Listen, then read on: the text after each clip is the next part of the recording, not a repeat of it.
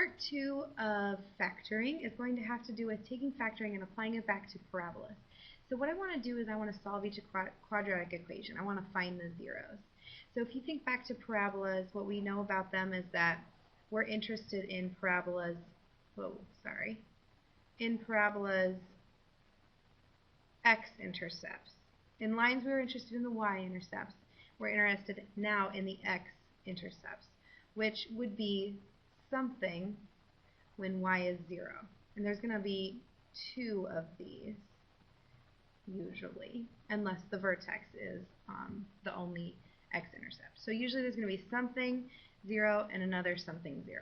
And that's what we're going to do. We're going to use factoring to help us figure that out. So basically, if I have a quadratic equation, so like let's talk about this one. If this was y equals x squared plus 9x plus 20, I would just say, well, what is x? So x equals what when y equals 0? So I'm going to set this equal to 0.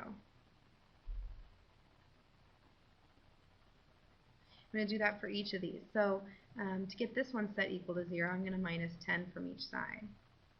So I'll get that x squared minus 3x minus 10 equals 0. So basically that important fact is finding the zeros. You're wondering about x when y is 0. So you want everything with the x's and the constants on one side and 0 on the other. So we're going to use the zero product property, which we talked about in part 1, to help us figure this out. We know that when you multiply two factors, one or both of them have to equal 0 if their product is 0. So x plus 8 might equal 0, or x minus 10 equals 0. So that means that x is either negative 8 to make this factor, this binomial 0, or x equals a positive 10 to make this factor 0, or both. So we've got our two answers. There's always going to be two zeros. So if I connect it back to the parabola, my parabola is crossing the x-axis at negative 8 and at 10. That's what those factors tell us. So we're going to use factoring. We're going to factor this quadratic equation. So I'm going to go ahead and just factor this one quickly. Not going to go through the process because you already know how to do that by now. So I'm going to do x plus 4 and x plus 5. 4 times 5 is 20. 4 plus 5 is 9. And then I'm going to think about each of these equaling 0. So x plus 4 equals 0. That would mean x would be negative 4. And x plus 5 equals 0. That would be x equals positive 5. Oh, negative 5. Sorry. So x could be negative 4 or negative 5. Last one, factor this one out. Actually, you guys try this one. You're going to factor it out and figure out the zeros for that one. Okay, next thing we're going to do, we're going to talk about the different equations. We've talked about 3 different forms, and so now we're going to write it in 3 different ways. So factored, vertex, and general form. So factored form, we're going to use the zeros. So just like we did in the last one, we're basically going to go opposite. We're going to know that the zeros are negative 5 and 3. So that means that my two factors must equal 0 at negative 5 and at 3. So x minus 3 would give me a 0 in this factor, and x plus 5 would give me a 0 for this factor, and I can just set that to y equals. But when I graph, I'm going to show you a graph here, we're given this green graph.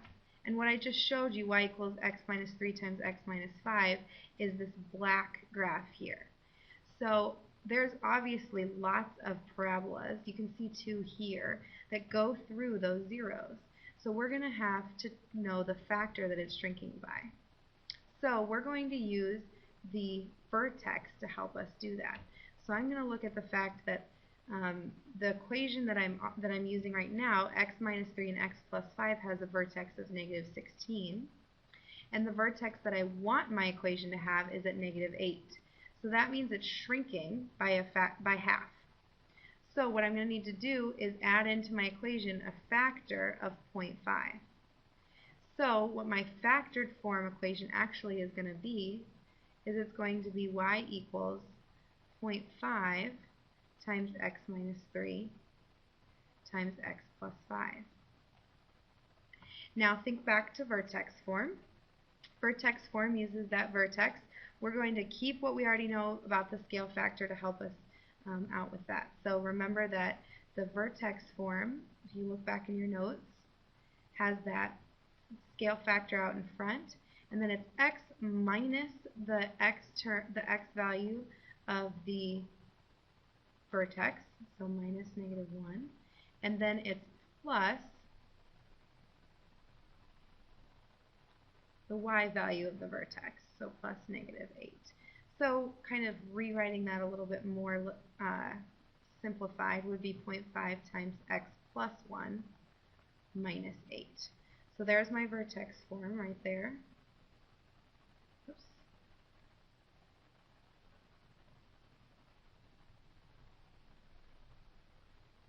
And then general form. General form is that ax squared plus bx plus c. I think it's best to start with factored form when I want to go to general form. So I'm going to take y equals 0.5 x plus 3 x minus 5. What I'm going to do is I'm going to go ahead and FOIL. It'll give me x squared plus -2x minus or plus -15. And then when I take it times 0.5, that gives me y equals 0.5x squared minus 1x, so just minus x, plus -7.5. And then right here, that would be our general form. Okay? They're all the same thing. They all mean the same parabola. If you typed any of those into your y equals in the calculator, they all come out to give you the same parabola. They just are different ways of doing it. So we've got our three forms. We've got three forms. We've got factored, we've got vertex, and we've got general. And they're all good for different reasons. So using our last examples, factored would be y equals 0.5 times x plus 3 times x, x minus 3 times x plus 5. Our vertex form was y equals 0.5 x plus 1 squared minus 8.